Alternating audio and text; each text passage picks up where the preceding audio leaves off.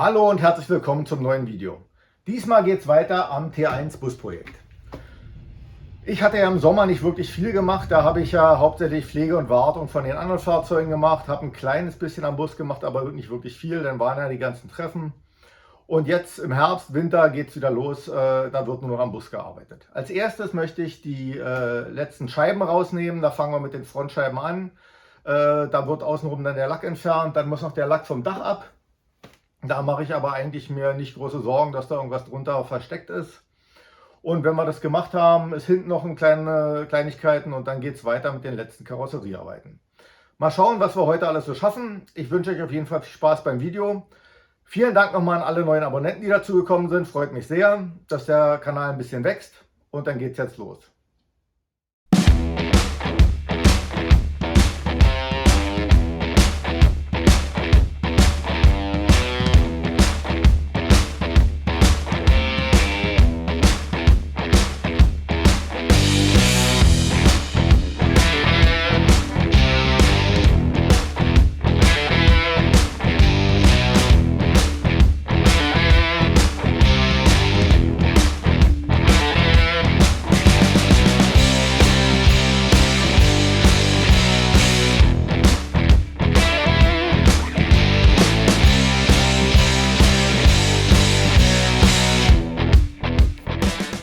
Also die Seite, die Fahrerseite, ist einwandfrei.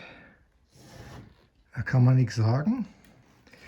Und die Beifahrerseite ist auch gut. Da ist hier vorne minimal, kommen wir gleich nochmal hin. Hier muss mal Wasser drin gestanden haben, aber das ist alles bloß oberflächlich. Das ist hier nichts Wirkliches. Das ist kein echter, das ist hier nur vom Drinstehen auf dem Lack oben drauf. Also das ist alles heile.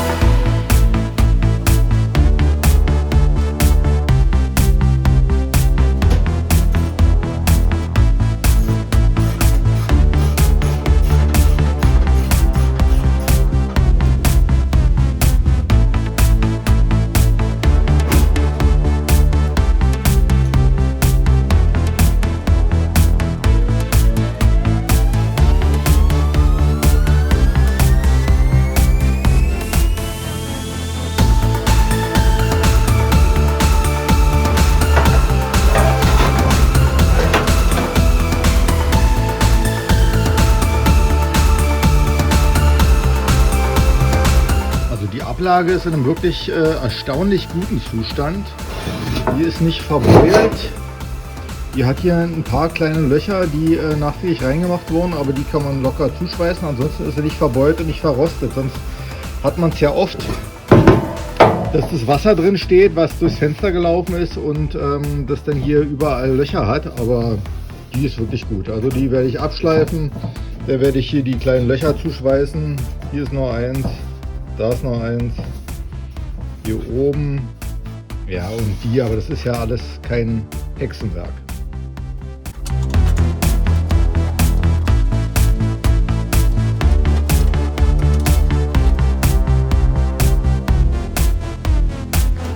Die Tankanzeige sieht generell nicht schlecht aus. Der Chromring, der ist hin, da hätte ich aber noch einen. Ansonsten müsste ich schauen, ob die geht. Ich hätte aber auch schon eine neue mit Tankgeber da, komplett. Ich denke, ich werde wahrscheinlich die neue einbauen, die ich mal bei eBay Kleinanzeigen mal geschossen habe. Aber das schaue ich, wenn es soweit ist.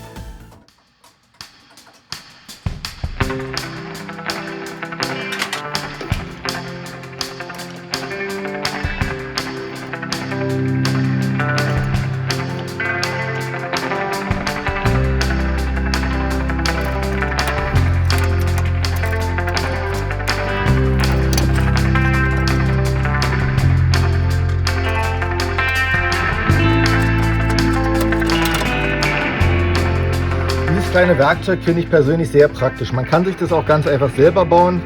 Man nimmt einen Flachstahl, macht sich den hier auf die Breite, sägt sich in der Mitte das Teil aus, feilt es alles ein bisschen glatt und dann kann man hier die beiden verschiedenen, kann man ja auf einer Seite den langen machen, auf der anderen Seite den kurzen, schmalen und dann passt es sehr gut. Aber so ein Werkzeug ist echt gut, weil wenn man das nicht hat und es mit einem Schraubendreher versucht, dann kommen hier so eine Kratzer rein. Ich hatte das bei meiner Karmann-Restauration, da zerkratzt man sich einmal die Schraube, aber man kann auch echt übel abrutschen und das Armaturenbrett zerkratzen. Beim Fest- und beim lose Schrauben. Und hiermit hat man echt Gewalt, man kann das bewegen, kann es lose schrauben und wenn man es lose hat, kann man es ja mit der Hand einfach abdrehen, das ist kein Problem. Aber vorher, gerade um es festzuschrauben, dass es anständig fest sitzt oder eben um es zu lösen, macht es sich viel besser als mit einem Schraubendreher, weil man kommt ja immer nur in eine Seite rein und dann zerkratzt man sich, wie gesagt, entweder die Schraube oder noch schlimmer das Armaturenbrett. Diesen Schlüssel habe ich persönlich bei irgendeinem VW-Händler gekauft, also bei einem Teilehändler.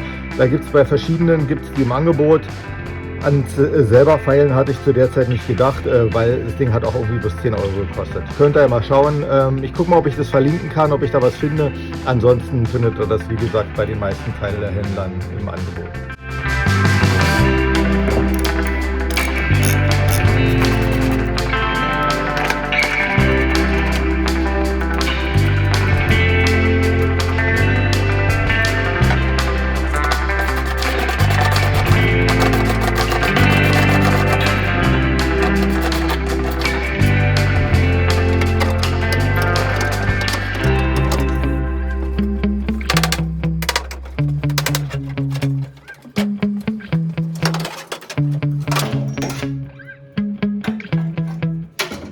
Der Wischermotor sieht eigentlich auch gut aus. Das Gewinde ist in Ordnung. Oben hier ist es ein bisschen angeknabbert, aber das ist nicht schlimm. Auf der anderen Seite genau das gleiche. Ansonsten ist es eben sehr verdreckt. Ich werde ihn mal sauber machen und immer testen, ob der läuft. Da mache ich mir aber eigentlich jetzt keine Sorgen. Wenn doch, muss ich schauen, ob ich da was Neues bekomme. Aber ansonsten erstmal abwarten.